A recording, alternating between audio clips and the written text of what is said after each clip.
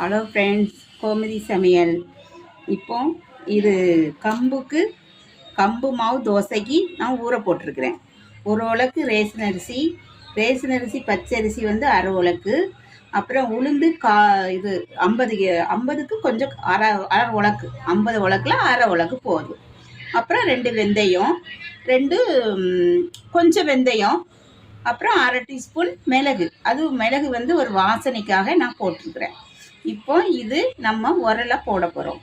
இது உரலை போட்டு நல்லா கொஞ்சம் மையா ரொம்ப மையா வேண்டாம், ஓரளவு அரைச்சி உப்பு போட்டு கிளறி வச்சுட்டு புளிச்சதுக்கப்புறம் நாளைக்கு காலையில் தோசை சுடணும். இப்போ நான் இது உரலை போட போகிறேன். Okay friends.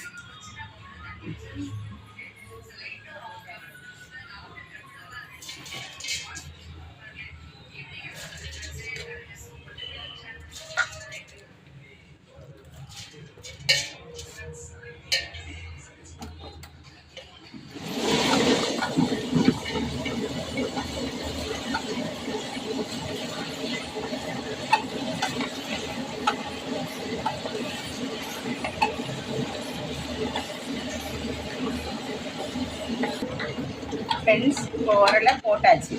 இது நல்லா அரைக்கட்டும்.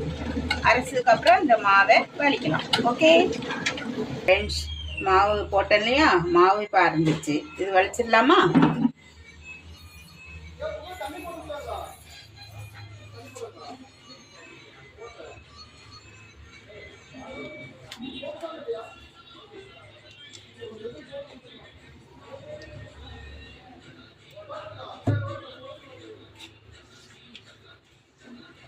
தோசை மாவுக்கெல்லாம் பெரிய கல் உப்பு தான் நாங்கள் சேர்ப்போம். நம்ம எவ்வளோ மாவு போட்டிருக்கோமோ அதுக்கு தகுந்த நம்ம உப்பு சேர்த்துக்கலாம்.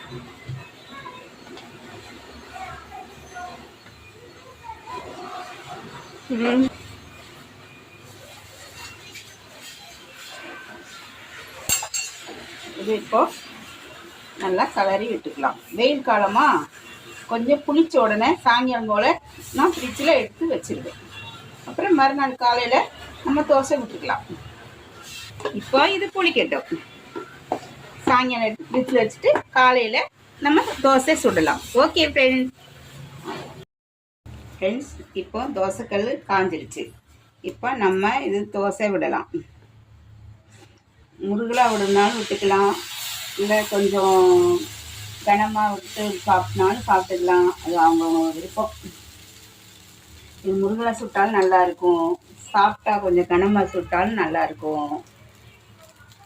நமக்கு எப்படி தேவையோ நம்ம அப்படி விட்டு சாப்பிட்டுக்கலாம். அவ்வளோதான். நல்லா எண்ணெய் விட்டு நல்லா மொறுன்னு சாப்பிட்டா சுவையாக இருக்கும். சட்னியை ஒரு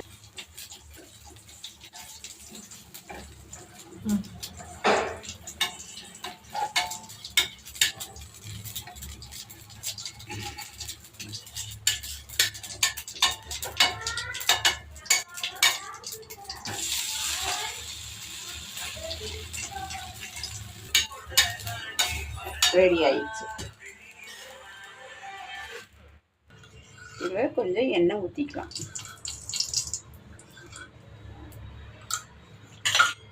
எண்ணெய் ஊற்றிக்கிட்டு பெரிய வெங்காயம் சின்ன வெங்காயமாக இருந்தனால 4 வெங்காயம் எடுத்துருக்கிறேன். அதை எண்ணெயில் போட்டு நல்லா நம்ம வதக்கலாம். அதில் 2 கருவேப்பிலையும் நான் போட்டுருக்குறேன். சும்மா கருவேப்பிலை சேர்த்தா எல்லாம் முடியெல்லாம் கொஞ்சம் ஏற்கனவே கொட்டிட்டு கிடக்கு. முடியெல்லாம் கொஞ்சம் கொட்டாமல் இருக்கிறதுக்காக அப்பப்போ எல்லாத்துலேயும் 2 கருவேப்பிலையை சேர்த்துக்கணும். அவ்வளோதான். ஒரு வாசனையாகவும் இருக்கும், மனமாகவும் இருக்கும்.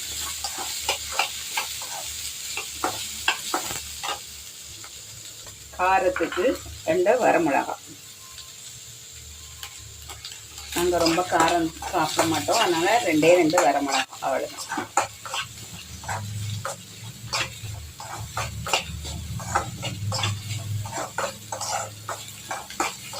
சீக்கிரம் ரெடி ஆயிடும் ஃப்ரெண்ட்ஸ். அது கொஞ்சம் வதங்கினோடனே ஒரே ஒரு தக்காளி,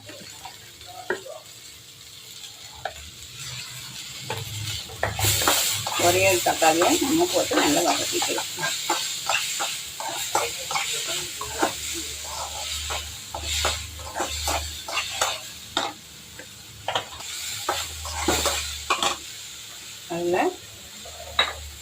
சட்னிக்கு தேவை நம்ம உப்பு சேர்த்துக்கலாம்.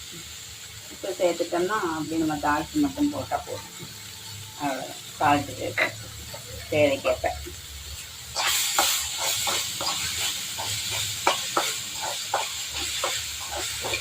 நல்லா இது வதங்கிடுச்சு. இதில் கொஞ்சம் தேங்காய் பூவை போட்டு லேசாக கிளறி ஆற வச்சு நம்ம மிக்ஸி ஜாடியில் போட்டு சட்னி அரைச்சிக்கலாம்.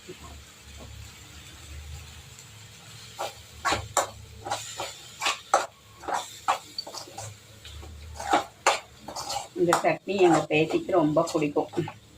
தக்காளி சட்னி தான் அவளுக்கு ரொம்ப விருப்பம். அதனால் அவள் இப்போ ஸ்கூல் போயிட்டா, நைட்டுக்கு சாப்பிட்டுக்கலாம். ஓகே, ரெடி ஆயிடுச்சு. அதில் 2 ஸ்பூன் எண்ணெய் விட்டு கடுகு போட்டு, சிறிய அளவு கடுகு போட்டு 2 கருவேப்பிலையை போட்டு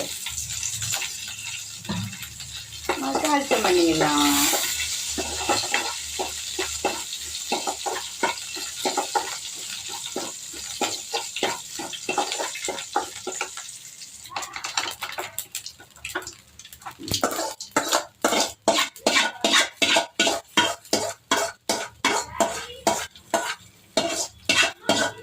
வர மிளகா அதெல்லாம் போடுறதில்ல ஃப்ரெண்ட்ஸ். சும்மா கடுகு கருவேப்பிலை அவ்வளோதான், வாசத்துக்கு அவ்வளோதான். இப்போ சட்னி ரெடி ஆயிடுச்சு.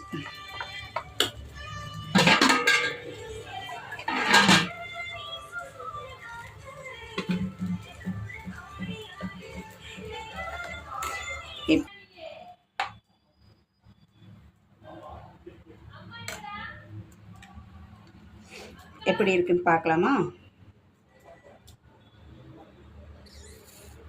மொறுன்னு சுவையாக இருக்கு.